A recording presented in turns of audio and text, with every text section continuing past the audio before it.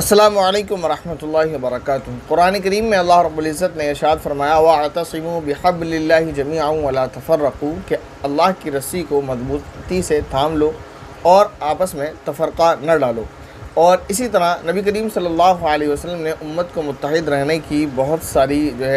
مرتبہ تاکید فرمائی ہے کہ امت متحد رہے اور فرقوں میں نہ بڑھ جائے۔ جس میں سے ایک حدیث کچھ روز پہلے پڑھ کر سنائی تھی کہ اللہ کے نبی صلی اللہ علیہ وسلم نے ارشاد فرمایا کہ بنی اسرائیل 72 فرقوں میں بٹے تھے، میری امت 73 فرقوں میں بٹ جائے گی۔ تو یہ خوشی والی بات نہیں ہے کہ اللہ کے نبی نے خوش ہو کر بتایا ہو، بلکہ یوں فرمایا تھا کہ ایک فرقہ اس میں جنتی ہوگا۔ بتانے کا مقصد یہ تھا کہ تم اسی فرقے کی اتباع کرنا، اور وہ گروہ وہ فرقہ کون سا ہوگا؟ تو فرمایا تھا وہ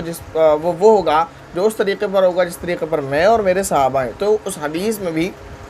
یہی سمجھایا گیا تھا ہمیں اور تمام مسلمانوں کو کہ ہم سب کو متحد ہو کر ایک ہو کر رہنا ہے، اور اس ایک ہونے کا طریقہ یہ ہے کہ ہم رسول اللہ صلی اللہ علیہ وسلم کی اور آپ صلی اللہ علیہ وسلم کے پیارے صحابہ کی اتباع کریں، تو ہم کسی فرقے میں نہیں پڑیں گے اور انشاءاللہ راہیاب ہوں گے اور کامیاب ہوں گے۔ لیکن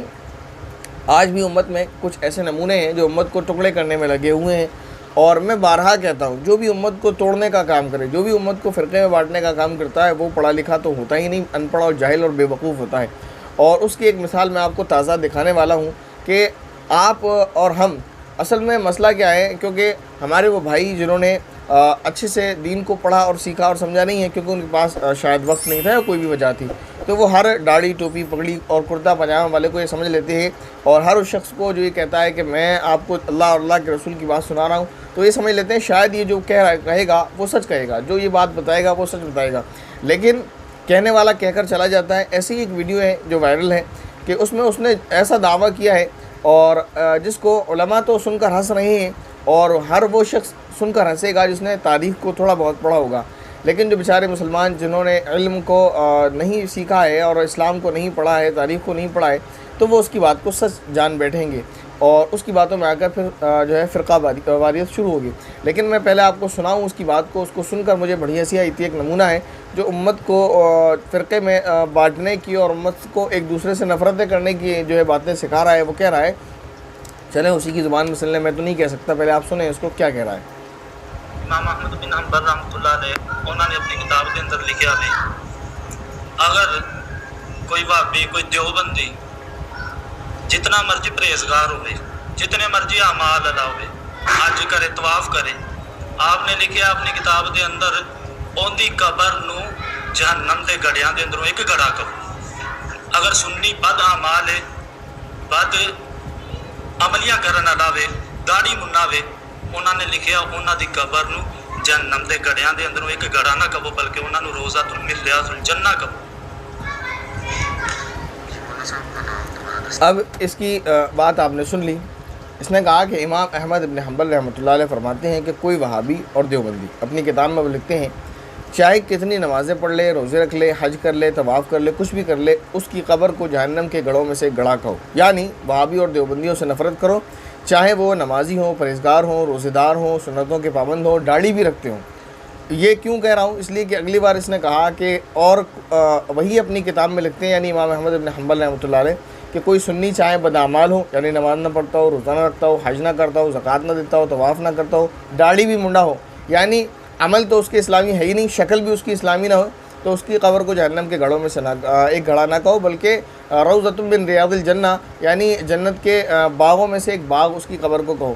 اب ان باتوں سے ہوتا کیا ہے؟ ان باتوں سے امت کو توڑا جائے گا، خود کو سنیت کا ٹھیکیدار بنا کر کچھ مسلمانوں کو یہ باتیں سنا کر ان کو سنی کا لیبل دے دیا جائے گا کہ تم سنی ہو، اب تم نماز بھی مت پڑھو، روزے بھی مت رکھو، حج بھی مت کرو، زکوٰۃ بھی مت کرو، داڑھی بھی مت رکھو، اسلامی اعمال کو بھی مت اپناؤ، لیکن کیونکہ تم سنی ہو تو تم جب قبر میں جاؤ گے تو تمہاری قبر جنت کے باغوں میں سے ایک باغ ہوگی۔ اور وہ جو دیکھو وہ نمازی بھی ہے، پرہیزگار بھی ہے، جھوٹ بھی نہیں بولتا، سود بھی نہیں کھاتا،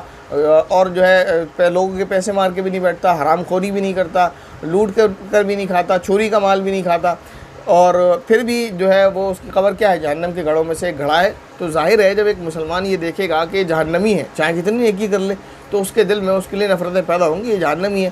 اور یہ ایک ایسی چیز لوگوں میں پیدا کر رہا ہے جو بنی اسرائیل میں اللہ تعالیٰ نے بتائی کہ یہودیوں میں تھی۔ وہ یہ کہتے تھے کہ مسلمان چاہے کچھ کر لیں یا کوئی بھی دوسرے مذہب والے چاہے کچھ کر لیں، وہ تو جہنم میں جانے ہیں، جنت تو صرف ہمارے لیے ہے، اور ہم چاہیں کتنے برا عمل کر لیں ہم جنت میں جائیں گے، جس کو سورہ بقرہ میں اللہ رب العزت نے ذکر فرمایا۔ تو یہ چیزیں امت کو سکھا دی جاتی ہیں اور اس سے امت میں بگاڑ اور توڑ پیدا کرنے کی کوشش کی جاتی ہے۔ جب ایک طرف یہ بتا دیا جائے کہ اس نام کا بندہ جہنمی ہے، جب اس کی قبر جہنم کا گڑھا ہے تو ظاہر ہے وہ جہنمی ہے، اور تم جنتی ہو چاہے کتنے بد عمل کر لو، تو ایک تو بیچارے کا اس کا بیڑا غرق ہے کہ وہ کبھی نیک عمل کرے گا نہیں، کیونکہ اس کے آگے آپ نے لیبل ایسا لگا دیا کہ اب تو مرے گا اور اس کی قبر جنت کا باغ بنے گی، اور سامنے والے کو آپ نے جہنمی بتا دیا تو یہ اس سے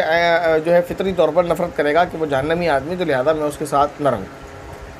اچھا، میں نے جیسے کہا کہ ایسے لوگ ان پڑھ، جاہل اور اس سے بھی برا کوئی لفظ ہے تو وہ ہوتے ہیں۔ اس کی دلیل کیا ہے؟ یہ کہتا ہے کہ امام احمد بن حنبل رحمۃ اللہ علیہ نے فرمایا، لیکن اس بیوقوف ان پڑھ اور جاہل کو یہ نہیں پتہ کہ یہ جو کہہ رہا ہے کہ امام احمد بن حنبل رحمۃ اللہ علیہ نے فرمایا کہ کوئی وہابی اور دیوبندی، یعنی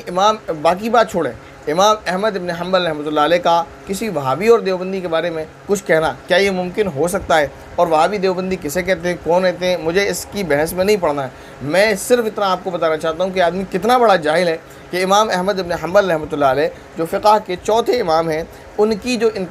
وفات ہے، تاریخ وفات وہ 855 ہجری ہے، عیسوی، 855 عیسوی ہے،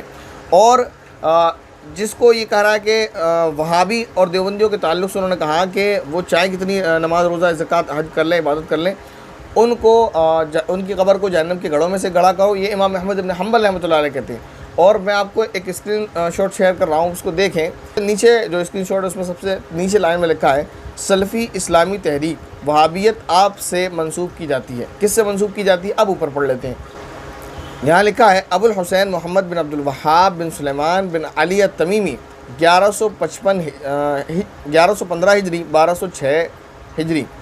بمطابق 1703 عیسوی اور 1792 عیسوی وفات، تاریخ ولادت وغیرہ لکھی ہے، میں پورا نہیں پڑھ رہا ہوں۔ تو 1792 عیسوی میں ان کی جو ہے وفات ہے، اور چلیں پیدائش کی بات کر لیں، ان کی پیدائش ہے 1703 عیسوی میں۔ تو 1703 عیسوی میں ایک بندہ پیدا ہوتا ہے، پھر وہ بڑا ہوتا ہے، پھر اس کا ایک گروہ بنتا ہے، لوگ اس کے ساتھ کام کرتے ہیں، وہ اچھا ہے برا، اس سے میں بھی بحث نہیں کر رہا ہوں، اس کے ساتھ لوگ کام کرتے ہیں، اس کی جماعت کو لوگ وہابیت سے منسوب کرتے ہیں کہ یہ لوگ وہابی لوگ ہیں، اس کے نام کو جانا جاتا ہے۔ اب سوال یہ پیدا ہوتا ہے کہ 855 ہجری میں وفات پا جانے والا کوئی عالم 1703 میں پیدا ہونے والے ایک ایسے شخص کی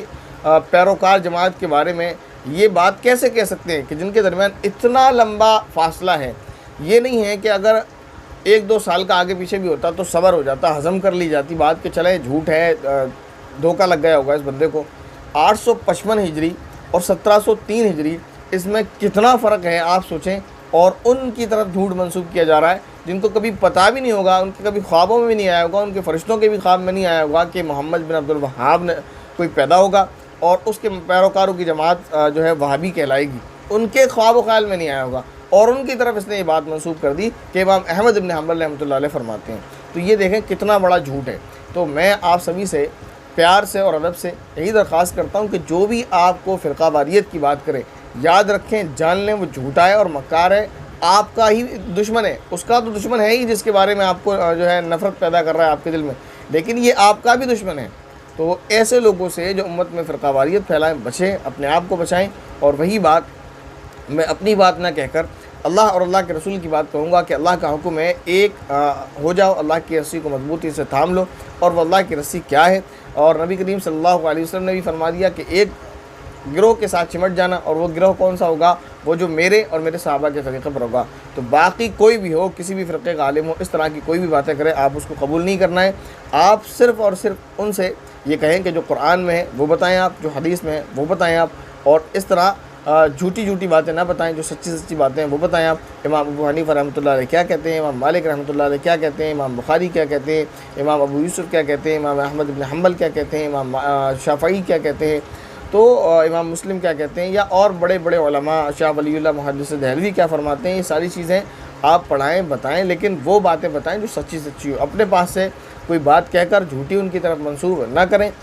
یہ کرنے والوں کے لیے تو خیر عذاب اور وعیدیں اور جہنم تو ہے ہی، یہ دوسروں کو جہنم کی وعیدیں سنا رہا ہے، حالانکہ یہ بھول گیا کہ نبی کریم صلی اللہ علیہ وسلم نے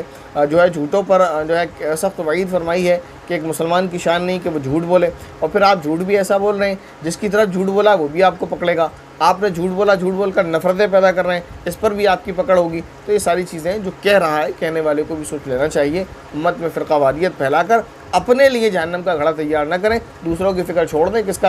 کس کی قبر جہنم کا گھڑا ہے یا نہیں ہے۔ آپ کی قبر ضرور جہنم کا گھڑا بن جائے گی اگر آپ اس طرح کی باتیں کرتے ہیں، اور یہ میں لکھ کے دینے کو تیار ہوں۔ اگر آپ امت میں نفرتیں پیدا کریں گے، ایک مسلمان کو یہ کہیں گے تو داڑھی بھی مت رکھ، تو نماز بھی مت پڑھ، تو روزہ بھی مت رکھ، تو زکوٰۃ بھی مت کر، تیری قبر جنت ہے، اور سامنے والے سے نفرت کر، چاہے وہ نماز پڑھتا ہو، روزہ رکھتا ہو، حج کرتا ہو، زکوٰۃ دیتا ہو، داڑھی رکھتا ہو، اس کی قبر جہنم کا گھڑا ہے، تو آپ مجھ سے لکھ کے لے لیں کہ آپ کی قبر جہنم کی گھڑا بن جانی ہے، جو بھی اس طرح کی باتیں کر رہا ہے وہ۔ تو آپ تمام بہنوں اور بھائیوں سے بہادر درخواست ہے کہ اس طرح کے نمونوں سے اپنے آپ کو دور رکھیں، اللہ اور اللہ کے رسول کی اتباع کریں۔ السلام علیکم ورحمۃ اللہ وبرکاتہ۔